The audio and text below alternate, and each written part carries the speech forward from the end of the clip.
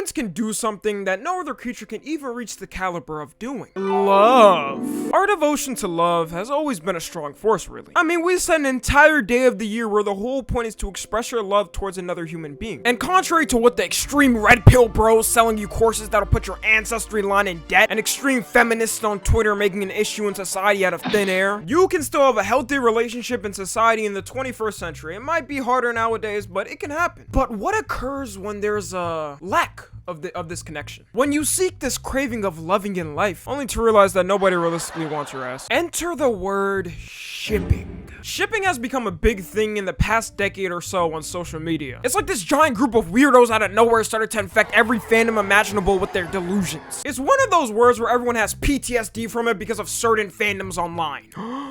Mostly this one. Alright, but let's define the word shipping first in its modern context so people know what it is. Shipping is the desire by followers of a fandom for two or more people, either real life people or fictional characters, to be in a romantic or sexual relationship. It's considered a general term for fans' involvement with the ongoing character development of two people's character arcs in a work of fiction. Which I'm gonna say something that might surprise some people. I don't really find it that bad in certain situations. Like for example, if the characters in a show are clearly shown to be interested in each other, and they slowly build a relationship through the show which is clearly written to have them into each other, then I think it's okay to an extent. It's written like that in the story, so they're meant to be together in some way. And for the rest of everything else dealing with shipping, yeah, I think that's it. One of the problems I have with shipping is when it involves actual real people though. It's like a huge thing to do this online with celebrities and social media influencers. You see this all the time, you know, person X person, or they'll mishmash then combine their names together, which to these normal shipping fiends seems cute for some reason. And what they see as cute, I see as the biggest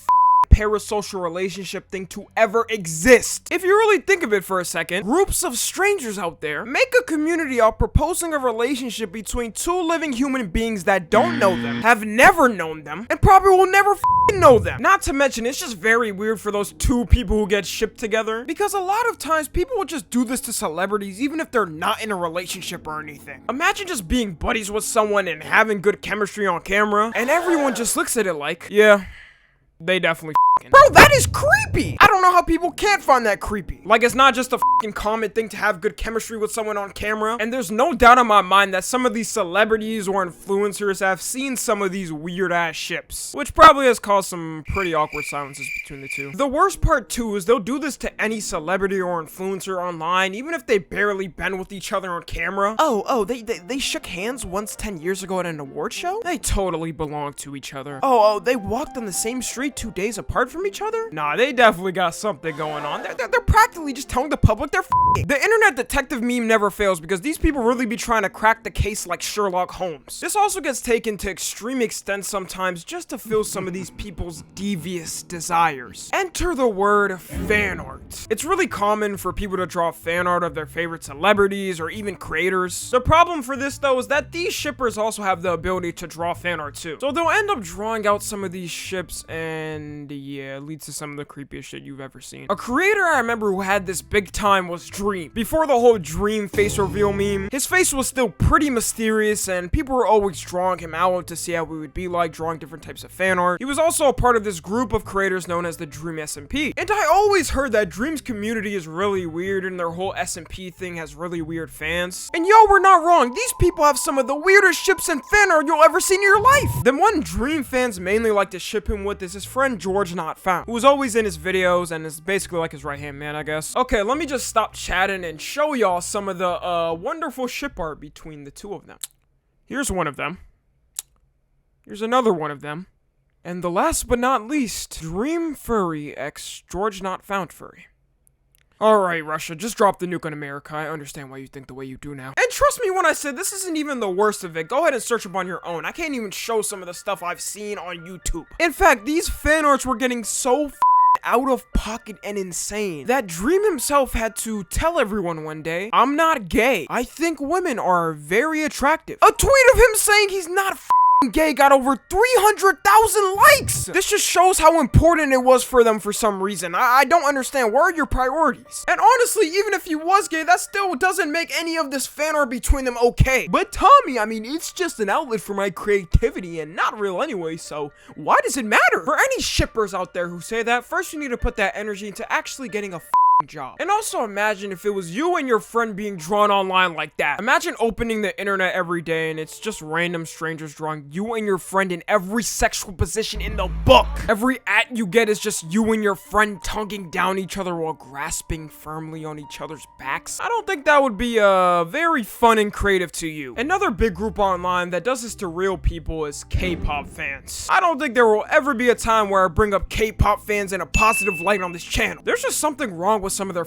brains. It still doesn't make any sense. Like, they really need to be studied. I will never forget that time in Twitter history where anytime a tragic story like a bombing or mass shooting happened, there would legit be K-pop fans in the replies like, so anyway, stan BTS. I mean, this is important now, but we need to know what's important at the end of the day. Now, K-pop fans do the typical things I was talking about earlier with the fan drawings and ships, but they take it just a little bit farther. While I was looking into this for the video, I found this post on Quora from this girl who has been in the K-pop fandom for years, and she was talking about how weird the ships get, and she basically says there are something called analysis videos on YouTube for these ships, where they will literally analyze things like distorted background sounds, clothes positioning, and shadows to conclude that the K-pop stars are in love. Of course, I was like, there's no way this is real. I mean, this is coming from a post on Quora. You'd have a better chance of getting real news from someone saying, trust me bro, in a comment section. But doing more research into what she was talking about, this is actually a thing. If you search up on YouTube one of those K-pop ships, there are legit videos analyzing the exact things she was talking about. For example, I'm gonna show a video I found on YouTube that analyzes a ship between two of BTS's members. I might be pronouncing their names wrong, but Jimin and Taehyung. And in this video, they analyze live streams that each of them took. And the point of the analysis is to prove that one of them is hiding in their room while they're live streaming, which I guess is to conclude that since one of them is hiding in the other's room while they're live streaming, that they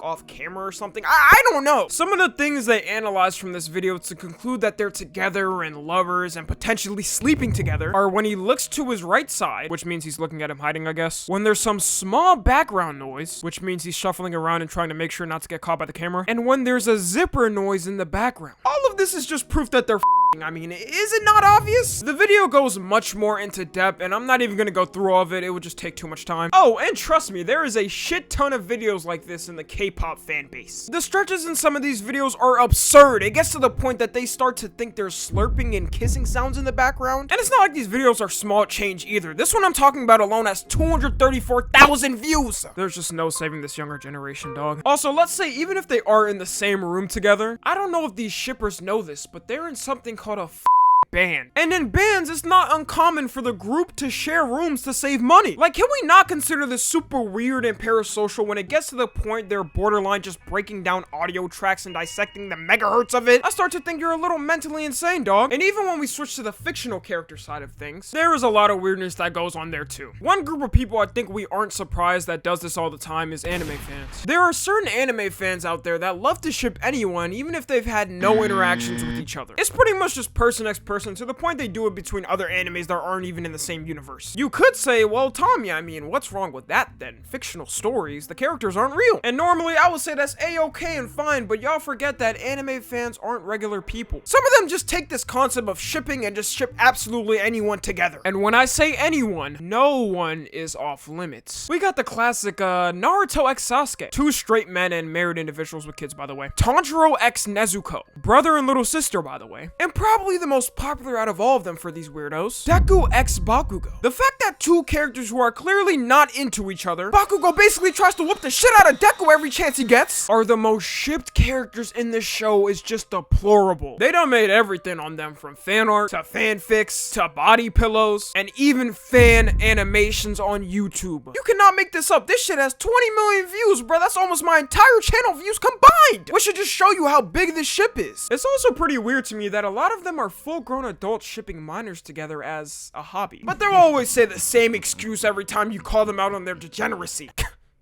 You just wouldn't understand. There's no point in getting mad, really. They're just drawings at the end of the day. If you're one of those it's just a drawing person, go ahead and unsub me right now. I do not need your subscription. It's still pretty weird to me that these degenerate anime fans always use this excuse. And how far are you gonna take this it's just a drawing approach to things? Like, what's the limit? A teenager? A preteen? A kid? A baby?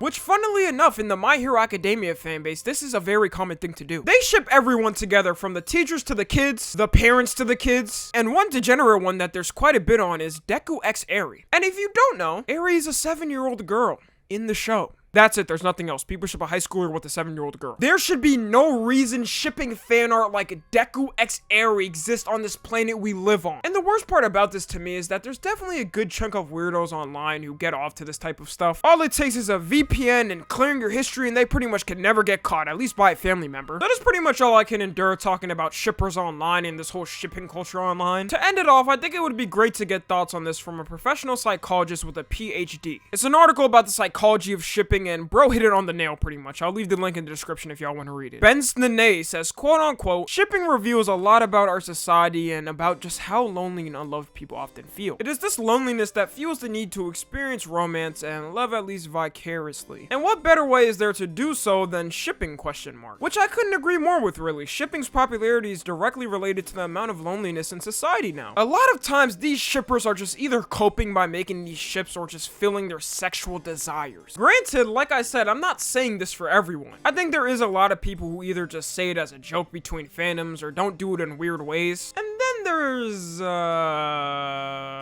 yeah. Follow me on Twitter, Instagram, and TikTok. As always, I love you guys consensually. And until next time, I'm out.